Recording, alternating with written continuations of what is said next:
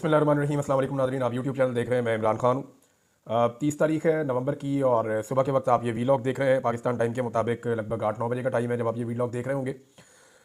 इमरान खान साहब के बारे में मैंने पिछले वीलॉग में आपसे कहा था कुछ खदशात हैं जिनका मैं इजहार करूँगा, मैं आपको बताऊँगा। पाकिस्तान तहरीक इंसाफ के कुछ लोगों ने रब्ता किया है और कुछ ऐसे लोग हैं जो सिस्टम के अंदर उठते बैठते हैं। उन्होंने कहा कि जी 2 चीज़ों का खदशा है। अच्छा, इसको कंफर्म नहीं किया जा सकता खबर को, लेकिन हालात वाक़यात ये बता रहे हैं कि ये सिस्टम कुछ भी कर सकता है। वजह यह है कि अगर स्ट्रेट बुलेट चलाई जा सकती है, डायरेक्ट गोली मारी जा सकती है, तो कुछ भी किया जा सकता है। अब जो मैं इमरान खान साहब के खदशात पे बाद में आता हूँ, लेकिन मैं आपको ये बता दूं कि जो अब मनाजिर और वीडियो सामने आ रही हैं वक्त गुजरने के साथ साथ, वो दिल दहला देने वाली हैं। जिस तरह अस्पताल के फर्श के ऊपर पड़े हुए हैं लोग, जिस तरह वहाँ पे साइडों पे यानी बेड मौजूद नहीं थे और इतनी बड़ी तादाद में जख्मी पहुंचे थे जिनको बुलेट इंजरी थी, यानी उन्हें रियल बुलेट्स लगी हुई थी, गोलियां लगी हुई थी। और ये लोग जो वहाँ पहुंचे अस्पताल में, इनकी गोलियां डॉक्टर ने निकाली हैं, सर्जरी की हैं, डॉक्टर ने बाकायदा इंटरव्यू करके बताया है। अब ये जो अब मनाजिर आ रहे हैं वक्त गुजरने के साथ साथ, जैसे जैसे लोग अपने मोबाइल के अंदर वीडियोस निकाल रहे हैं, वैसे वैसे जो है वो सूरत हाल कितनी गंभीर थी उसका अंदाजा हो रहा है। पूरी दुनिया में इसके लिए आवाज़ उठ रही है। बरतानिया की पार्लियामेंट में इसके लिए आवाज़ उठी है। बरतानवी वज़ीर ख़ारजा का इसके ऊपर बड़ा कंसर्न और उनका एक स्टेटमेंट भी आया जो पाकिस्तान में हुआ। स्पेशली जो सहाफ़ियों को अगवा किया जा रहा है, मुतीउल्लाह जान को और शाकिर इवान साहब को, ये बड़ा अफसोसनाक वाक़या है। यानी वहाँ बरतानिया में भी इस पर आवाज़ उठी, ऑस्ट्रेलिया में भी इस पर आवाज़ उठी, अमेरिका में भी इस पर आवाज़ उठ रही है। और गायबाना नमाज़ जनाजा अमेरिका के मुख्तलिफ शहरों में और बरतानिया में भी आज के दिन के लिए अनाउंसमेंट किया गया है और मुख्तलिफ ममालिक में गायबाना नमाज जनाजा पाकिस्तानी शहदा की अदा की जा रही है। इमरान खान साहब के हवाले से जो 2 शुबहात हैं, नंबर 1, उनसे मुलाकात नहीं करने दी जा रही। कुछ लोगों का यह मानना है कि इमरान खान साहब को जेल से कहीं गायब किया गया है या इमरान खान साहब को किसी मखसूस हिस्से में ले जाया गया है और वहां पे उनके ऊपर सख्ती की जा रही है या उनको परेशान किया जा रहा है। एक तो नैरेटिव ये है और लोग ये कह रहे हैं कि अब कोई अनाउंसमेंट शायद ऐसी आ सकती है कि इमरान खान साहब का ट्रायल कहीं पे मिलिट्री ट्रायल होगा या कोई और चीज़ होगी। देखिए, इन चीज़ों को चैलेंज किया जा सकता था सुप्रीम कोर्ट ऑफ पाकिस्तान में, लेकिन अब आप चैलेंज कैसे करेंगे? वहां पे तो एक आईनी बेंच बन चुका है। तो जब सुप्रीम कोर्ट ऑफ पाकिस्तान में एक आईनी बेंच है और वो जो आईनी बेंच है वो हुकूमत की मंशा के मुताबिक है, यानी पीपल्स पार्टी ने, नून लीग ने और एमक्यूएम ने मिलकर वो अपनी मर्जी के जजेस का बेंच बनाया है। वो चीफ जस्टिस भी अपना लाए हैं, उन्होंने बेंच भी अपनी मर्जी का बनाया है। तो वहां पे कैसे मुमकिन है कि इमरान खान साहब को इंसाफ मिले? अगर पाकिस्तान तरीके इंसाफ पे फर्ज करें पाबंदी लग जाती है या गवर्नर राज लग जाता है या इमरान खान साहब को जो है वो मिलिट्री कोर्ट में भेज दिया जाता है, फौज की कस्टडी में दे दिया जाता है, तो ऐसी सूरत में ये मामला आईनी अदालत में जाएगा। आईनी अदालत को पूरी तरह से हुकूमत के कंट्रोल में है, तो वहां पे पाकिस्तान तरीके इंसाफ के लिए किसी किस्म का भी रिलीफ नहीं मिलेगा। लेकिन क्या हुकूमत ये कर सकेगी? एक बड़ा सवाल है, क्योंकि अवाम की ताकत अभी भी इमरान खान के पीछे खड़ी है और बैनुल-अक़वामी सतह पे तमाम तंजीमें जितनी भी है ह्यूमन राइट्स की, या जितने भी लोग ह्यूमन राइट्स के लिए बात करते हैं, आज़ादी सारे राय के लिए, रूल ऑफ लॉ के लिए बात करते हैं, जमहूरियत के लिए बात करते हैं, वो सारे इस वक्त इमरान खान को सपोर्ट कर रहे हैं। दूसरी एक और जो शुबा है जिसका इजहार किया जा रहा है वो ये है कि इमरान खान साहब की जान को खतरा है। किसी लेवल के ऊपर यह कहा गया कि एक असेसमेंट की गई है कि अगर इमरान खान को कुछ हो जाता है तो पाकिस्तान में किस नौयत का रिएक्शन होगा, ये किसी को अंदाजा भी नहीं है। ये जिन्होंने भी ये असेसमेंट की है, अगर की है, तो मैं उनको सिर्फ इस पर एक बात बता दूं कि आपको, मुझे और किसी को भी अंदाजा नहीं है कि फिर क्या होगा। इमरान खान इस वक्त कोई 80% पाकिस्तानियों के दिल में है और वो सारे लोग इस उम्मीद के साथ जी रहे हैं कि एक दिन इमरान खान बाहर आएगा और इमरान खान उनकी मुस्तकबिल के लिए बेहतरी करेगा। वो सारे इस उम्मीद के साथ जुड़े हुए हैं कि ठीक है, हम अगर अभी आज बाहर नहीं निकलते तो कोई ना कोई रास्ता निकलेगा, इमरान खान बाहर आएगा, कोई ना कोई उम्मीद बाकी है उनके दिमाग के अंदर। लेकिन अगर इमरान खान साहब को खुदा ना खास्ता जेल में कुछ हो जाता है या उन्हें कत्ल कर दिया जाता है तो 80% पाकिस्तानियों की उम्मीद टूट जाएगी।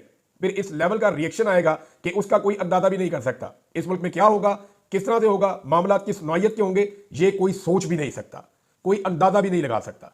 तो मेरे ख्याल में ये बकवास है और ऐसी कोई चीज सोचनी भी नहीं चाहिए और इस तरह का कोई एडवेंचर करना भी नहीं चाहिए। लेकिन इस तरह के 2 खदशात हैं जिनका इजहार किया जा रहा है। एक तो उन्हें गायब किया जा रहा है इमरान खान साहब को, कुछ लोग कह रहे हैं इसीलिए शायद मुलाकात नहीं करवाई जा रही। इमरान खान साहब के वकला जाते हैं, मुलाकात नहीं करवाई जाती, जो लोग जाते हैं मिलने के लिए नहीं मिलवाया जा रहा। और दूसरा ये खदशे का इजहार किया जा रहा है कि खुदा न खास्ता इमरान खान साहब की जान को नुकसान पहुंचाया जा सकता है। नाज़रीन, मीडिया जिसको ये सारा मामला उठाना चाहिए था, पाकिस्तानी मीडिया तो मजाक उड़ा रहा है। सीनियर जर्नलिस्ट है जावेद चौधरी, तलत हुसैन, इन लोगों ने कैसा मजाक उड़ाया लाशों का। यानी आप इनकी वीडियो निकाल कर देखें, आप कहेंगे यार कोई ऐसा भी हो सकता है मीडिया या गिद्ध है, ये कैसे लाशों का मजाक उड़ा सकते हैं। जो लोग मारे गए वो रियल बुलेट्स के साथ मारे गए। अब तो ऐसी भी एक वीडियो आई, एक आदमी वीडियो बना रहा था और वीडियो बनाते बनाते अचानक उसके चेहरे के तासुरात बदल गए और वो शदीद तकलीफ में आ गया। उसने कहा जी मुझे गोली लग गई है। उसके बाद दूसरा इंटरव्यू उस आदमी का अस्पताल में से, वो उसमें बता रहा है कि जनाब 6-7 लाशें हैं। वो ये भी बता रहा है कि जी यहाँ पे हमारे बहुत सारे जख्मी हैं और वो ये भी बता रहा है कि मुझे गोली लगी है। और उसके बाद उसने एक्सरे उठाकर दिखाया कि ये देखें मेरे जिस्म में गोली मौजूद है और वो गोली दिखाई दे रही थी।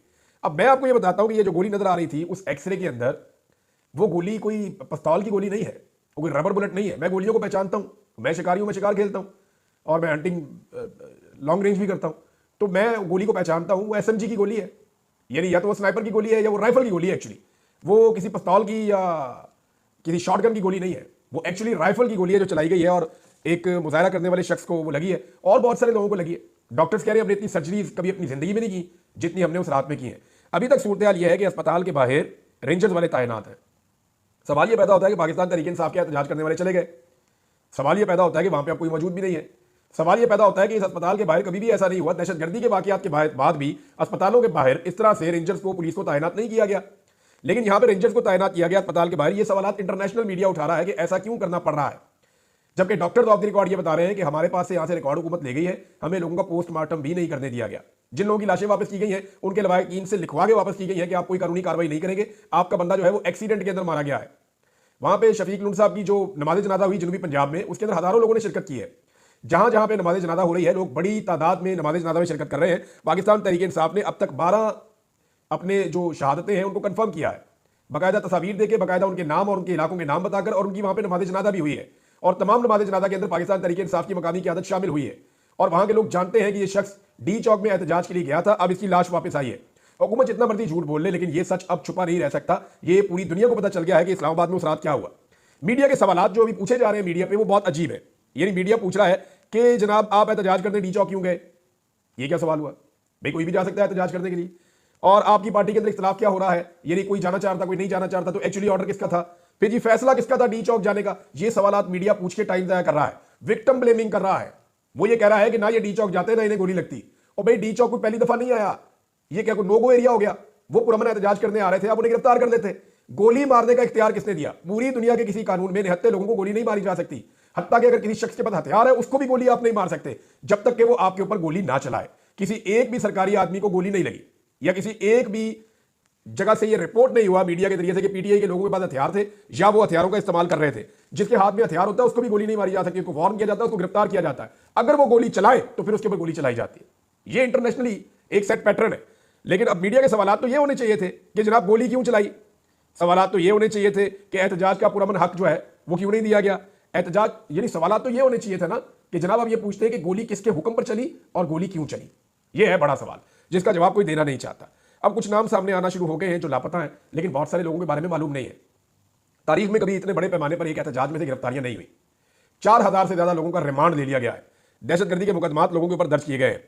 अस्पतालों से और मुख्तलिफ जगहों से जो मजीद वीडियोज आ रही हैं वो परेशान कर देने वाली है। आलमी मीडिया ने बहुत सारी चीजें क्लियर कर दी हैं। पाकिस्तानी मीडिया की सूरत मैंने आपको बता दी है। और तहरीक इंसाफ की क़यादत की ये सूरत है कि ये इस्लामाबाद में कुछ लोग मौजूद हैं लेकिन अस्पताल जाने से कतरा रहे हैं। तहरीक इंसाफ की लीडरशिप को अस्पताल जाना चाहिए, डॉक्टर से मिलना चाहिए, वहां अगर कोई मरीज मौजूद है तो उनसे मिलना चाहिए। और जब तहरीक इंसाफ की लीडरशिप जाएगी अस्पताल में तो लाजमन उनके साथ इंटरनेशनल और नेशनल मीडिया भी जाएगा। फिर अगर उन्हें दरवाजे पर रोक दिया जाता है, रेंजर्स उनको रोक लेती है या उन्हें पुलिस रोक लेती है या उन्हें वहां से गिरफ्तार किया जाता है तो सुबह उनकी जमानत हो जाएगी। अस्पताल में जाना तो कोई बहुत बड़ा जुर्म नहीं है। तो अस्पताल जाना, अस्पताल की एडमिनिस्ट्रेशन से मिलना और वहां की सूरत देखना, इसके लिए किसी किस्म की कोई एक्टिविटी पाकिस्तान तहरीक इंसाफ की क़यादत नहीं कर रही। ये उन्हें करना चाहिए और डाटा जितनी जल्दी हो वो फराहम करें कि हमारे कितने लोग जख्मी हैं, तहरीक इंसाफ बताए, ये बताया कि कितने लोग शहीद हुए हैं, ये बताया कि कितने लोग लापता हुए हैं, ये बताया कि कितने लोग गिरफ्तार हुए हैं और अब आगे स्ट्रेटेजी क्या है। इस हवाले से अली अमीन गंडापुर साहब ने एक स्टेटमेंट दिया, फजल रहमान साहब का भी है, दोनों मैं आपको बताता हूं। लेकिन वो जो नमाजी जो नमाज पढ़ रहा था कंटेनर के ऊपर, लोग उसका मजाक उड़ा रहे हैं कि तुम कंटेनर में नमाज क्यों पढ़ रहे हो। तो मैं आपको एक वाकया सुनाता हूं। ये साबिर शाकिर साहब ने पिछले दिनों ट्रैवल किया था एक शहर से दूसरे शहर, वो ट्रेन में जा रहे थे बरतानिया में। तो उन्होंने एक वाकया लिखा। उन्होंने कहा जी कि आखिरी स्टेशन पर पहुंचने से 2 किलोमीटर पहले ट्रेन रुक गई और फिर वक्फे से ऐलान होना शुरू हो गया कि ट्रैक खाली नहीं है। तो जब नीचे उतर कर देखा तो एक आदमी अकेला एक पोस्टर पकड़ के ट्रैक के ऊपर बैठा हुआ था और वो ट्रैक खाली नहीं कर रहा था। फिर पुलिस एहलकार भी वहां पे मौजूद थे, सारे उसको मुनाते रहे, किसी ने उसको हाथ नहीं लगाया। मुज़ाकरात के नतीजे में 90 मिनट के बाद, 1.5 घंटे के बाद वो शख्स उठा और उसने ट्रैक खाली कर दिया और मुसाफिर को कुचला नहीं गया। यहां पे लोग कह रहे हैं कि वो कंटेनर के ऊपर नमाज क्यों पढ़ रहा था। और भाई नीचे आंसू गैस की शेलिंग थी, वो 35 फुट ऊपर गया, वहां माहौल बेहतर था, उसने वहां नमाज नहीं थी, कंटेनर खाली थे। जब कंटेनर खाली थे उसने नमाज नहीं थी। उसके बाद जो है वो रेंजर्स वाले आ गए ड्यूरिंग उसकी नमाज, और जब रेंजर्स वाले आए तो उसके बाद बजाय इसके वो इंतजार करते कि नमाज पढ़ ले इसको, उसके बाद हम कहेंगे नीचे उतर भाई या इसको गिरफ्तार कर लेंगे, उसको धकेल के नीचे फेंक दिया। अब ये जो शख्स है इसका नाम है ताहिर अब्बास तारड़। इसके बाजू टूट गए हैं दोनों जी, इसको फ्रैक्चर हुए, इसको और चोटें भी लगी हैं। ये मंडी बहाउद्दीन की तहसील फालिया से इसका ताल्लुक है। और चौधरी इम्तियाज साहब जो है, हाजी इम्तियाज चौधरी, जिन्होंने पंजाब में सबसे ज्यादा वोट लिए हैं, जिन्हें अगवा भी किया गया था, जिनकी फैमिली को बहुत परेशान किया गया, उनकी बुजुर्ग वालदा की वीडियो भी आप देखते रहे हैं, इनके घरों को भी तोड़ा गया है। तो ये हाजी इम्तियाज चौधरी साहब का कारकुन है, उनके इलाके का है ये ताहिर अब्बास तारड़ उर्फ बाबा। और इसको जनाब इसके भाई की एक वीडियो आई है, इसके भाई का नाम है नवीद। अब नवीद जो है वो ताहिर का भाई है। नवीद ये स्टेटमेंट दे रहा है कि मेरा भाई और मेरे घर के दीगर लोग, उन्हें अगवा कर लिया गया है, उन्हें उठा लिया गया है, उनका कुछ अता पता नहीं है, उनसे रब्ता नहीं हो रहा। और उसकी वजह यह है कि ये जो वीडियो है, नमाज पढ़ते हुए एक शहरी को ऊपर से नीचे फेंकने की इसने बहुत इंपैक्ट क्रिएट किया है और इसने बड़ी परेशानी पैदा कर दी है लॉ एनफोर्समेंट के लिए। तो इसलिए इसको अगवा किया गया है ताकि इसका कोई स्टेटमेंट ना ले सके और ये मामला यहीं पे दब जाए। लेकिन मामला यहाँ कहाँ दबेगा, इसके अंदर उलमा को रद्द-ए-अमल देना चाहिए, उन्हें बताना चाहिए कि क्या नमाज पढ़ते हुए एक शख्स के साथ इस तरह का सलूक करना ये जायज़ है। मैं उम्मीद करता हूँ ताहिर अशरफी से कि वो बहुत बड़े आलिम दीन कहलाते हैं, तो वो ये कहें और बताएं कि एक नमाज पढ़ते हुए शख्स को इस तरह धक्का देकर ऊपर से नीचे फेंक देना वो इसको जायज़ करार देते हैं। इस्लामी नजरियाती कौंसिल इसके ऊपर क्या मौक़िफ़ लेती है और मुफ्ती तकी उस्मानी साहब इसके बारे में क्या फरमाते हैं। नाज़रीन, ये जो कुछ भी हुआ इसकी असल कहानी क्या है, जरा इसको थोड़ा सा मैं आपको आज बिल्कुल सिंपल एक्सप्लेन कर देता हूँ। हुआ ये कि 2.5 साल पहले साजिश के जरिए इमरान खान साहब की हुकूमत गिरा दी गई। लोगों को बहुत गुस्सा आया, लोगों ने उस पर रद्द-ए-अमल दिया। फिर बड़ा लंबा अरसा इलेक्शन ही नहीं करवाए गए जानबूझकर, यानी जो ऐसी हुकूमत बनाई गई जो जाली हुकूमत थी, उसके बाद निगरान हुकूमतें आई तो फिर इलेक्शन ही नहीं करवा रहे थे। लोग भरते गए बहुत परेशान हो गए। फिर ये हुआ कि पाकिस्तान तहरीक इंसाफ के हाथ पांव बांध कर, उनसे इंतखाबी निशान छीन कर, उनके सारे बंदे उठाकर, यानी हर तरह का जो है वो जबर करके इलेक्शन करवाए गए और पाकिस्तान तहरीक इंसाफ ने क्लीन स्वीप कर दिया पूरे इलेक्शन में। इसके बावजूद फिर जाली फार्म 47 के ऊपर उनका मैंडेट छीन लिया गया। अब लोग अपना मैंडेट लेने के लिए वापस आए। लोगों ने तमाम दरवाजे खटखटाए, अदालतों में गए, हर जगह पे गए, ट्रिब्यूनल तब्दील कर दिए गए, रिटायर्ड जज लगा दिए गए, अदालत को ही बदल दिया गया, तमाम हथकंडे अपनाए गए। लेकिन इसके बावजूद जो हुकूमत आकर बैठी उसने डिलीवर भी नहीं किया। पाकिस्तान की माईशत पूरी तरह तबाह हो चुकी, पाकिस्तान के अंदर महंगाई अपने उरूज पर है। अब इन सारी चीजों को आप प्लस माइनस करें तो लोग गए खसारे में। अब वो लोग एहतजाज करने के लिए आते हैं और उन पर गोलियां चला दी जाती हैं। अब ये जो जुल्म और तशद्दुद पाकिस्तान में हो रहा है, ये गुज़िश्ता तकरीबन 2.5 साल से हो रहा है और 2.5 साल से अब तक पाकिस्तानियों ने सुख का सांस नहीं लिया। यहाँ अगवा बराए बयान होते हैं, यहाँ तशद्दुद किया जाता है, लाशें गिरती हैं, औरतों को और बच्चों को गिरफ्तार किया जाता है, लोगों को लापता किया जाता है, जबरी गुमशुदगियां होती हैं। एक मार्शल लॉ जैसी सूरत हाल है पाकिस्तान में। अप्रैल 2022 से लेकर अब तक लगभग 2.25 साल होने वाले, 2.5 साल से ऊपर हो गए हैं। चादर और चार दीवारी का तकद्दुस पामाल किया गया। पाकिस्तान की तारीख में सबसे ज्यादा गिरफ्तारियां जो सियासी नौयत की हुई हैं वो इस दौर में हुई हैं। ये है जी सिंपल कहानी। ये सारी एपिसोड इसी के गिर्द घूम रही है कि इमरान खान को नहीं आने देना, हमने इमरान खान को नहीं आने देना, दुनिया इधर से उधर हो जाए। और अब तो डर दुगना हो गया। वजह यह है कि पहले तो इमरान खान साहब के पास एक शहीद था ना, वो उसका हर जगह नाम लेते थे, वो हर जगह कहते थे कि मेरा शहीद, वो हर जगह पे नाम लेते थे। जिले शाह की ज्यादती हुई बहुत हमारे साथ। अब तो उनके कई लोगों को शहीद कर दिया गया है और अब तो इमरान खान का ये लोग सामना नहीं कर पाएंगे और इमरान खान साहब किसी किस्म का कंप्रोमाइज करने के लिए फिलहाल अब तक तैयार नहीं है। गड्ढापुर साहब ने वफाकी हुकूमत के साथ जो है वो और फौज को, वफाकी हुकूमत को और इदारों को मुखातिब किया है अपनी असम्बली में खड़े होकर। उन्होंने कहा गवर्नर राज लगाना है तो लगा दो, इसके बाद तुम हमारे सूबे में नहीं रह सकोगे। ऐसा नहीं है, वो सूबे में ही रहेंगे और गवर्नर राज अगर वो लगाना चाहेंगे तो वो लगा भी देंगे। लेकिन इसका फायदा अली अमीन गंडापुर साहब को होगा, इमरान खान साहब को और पाकिस्तान तहरीक इंसाफ को होगा, उनकी मकबूलियत में इजाफा होगा। गो कि उनके पास जो एक सूबे में हुकूमत है वो उनकी चली जाएगी। लेकिन इसके बावजूद वैसे भी वहां पे उनकी हुकूमत किस नौयत की है, कोई काम तो वो खुद कर नहीं सकते, मजबूर है वहां पे। लेकिन एक हुकूमत के कुछ थोड़े बहुत फायदे होते हैं, वो फायदे भी चले जाएंगे। लेकिन इसका सियासी फायदा इमरान खान को और अली अमीन गंडापुर को होगा और पाकिस्तान में सफोकेशन और पाकिस्तान में जो एक माहौल बना हुआ है ना, घबराहट का, एक बिल्कुल सफोकेट किया हुआ पूरे माहौल को, घुटन का एक माहौल बना हुआ है, वो घुटन पाकिस्तान में मजीद बढ़ जाएगी। अली अमीन गंडापुर ने खिताब करते हुए हुकूमत को धमकी दी कि इस वक्त से डरो जब हम ये कहेंगे कि हम भी गोली का जवाब गोली से देंगे। अगर तुमने फसाइयत जारी रखी तो फिर हम भी गोली का जवाब गोली से देने के लिए तैयार होकर आएंगे, फिर बताएंगे कि कौन भागता है। उन्होंने कहा पाकिस्तान में आइन की पासदारी का मकसद हासिल करके ही दम लेंगे, हमें इमरान खान की रिहाई चाहिए और जल्द से जल्द चाहिए। अली अमीन गंडापुर ने कहा कि अवाम अपने हक के लिए आइन के मुताबिक पुरअमन होकर निकले, लेकिन जब यह समझो कि तुम्हारा पुरअमन रहना कमजोरी बन रहा है तो इमरान खान से भी कहूंगा कि आइंदा पुरअमन रहने का ना कहना। उनका कहना था कि एक पुरअमन जमात पुरअमन तरीके से अपने लीडर की रिहाई के लिए निकलती है, पुरअमन एहतजाज के शुरा पर गोलियां बरसाना शुरू कर दिया जाता है। उन्होंने कहा हम कुर्सियों वाले नहीं है, गवर्नर राज लगाना है तो लगाओ, क्या हमारा खून सफेद है? दहशतगर्दी का मुकाबला हम करें, गवर्नर राज से डराते हो, चैलेंज देता हूं कि लगाओ गवर्नर राज। अली अमीन गंडापुर को गवर्नर राज इस वक्त सूट करता है, अगर लगेगा भी तो हो सकता है कि कुछ अरसे के अंदर वो खत्म हो जाए, और क्योंकि उसके कुछ कानूनी मामला भी होते हैं, वो लगा नहीं रह सकता। तो अली अमीन गंडापुर साहब के ऊपर इस वक्त जो बहुत ज्यादा बोझ है, या लोग ये कह रहे हैं कि वो अपने कारकुनों को छोड़कर दूसरी मरतबा चले गए और कारकुन वहां पे शहीद हुए हैं, तो इसका जो बोझ है वो अली अमीन गंडापुर साहब के ऊपर से कुछ हद तक उतर जाएगा। उन्होंने कहा इस्लामाबाद के चौकों पर मुझ पर फायर किए गए। इमरान खान ने हुक्म दिया कि डी चौक पहुंचे, हम पर बराह रास्त कई बार कातलाना हमले हुए, चाइना चौक और डी चौक में फायरिंग की गई। अपनी नस्लों को महफूज करने के लिए हमें इनकलाब लाना होगा। कौम को बताना चाहता हूं कि कुर्सी नहीं, इज्जत और खुददारी चाहिए। वादे रहे कि जुमेरात को हुकूमती ज़राए का बताना था कि वफाकी काबीना की अक्सरियत ने खैबर पख्तूनख्वा में गवर्नर राज लगाने की हमायत की है। फजल रहमान साहब ने जो स्टेटमेंट दिया है, उन्होंने कहा कि डी चौक पर बहुत गलत हुआ, जलसे और एहतजाज को दूसरों के लिए भी हक समझता हूं।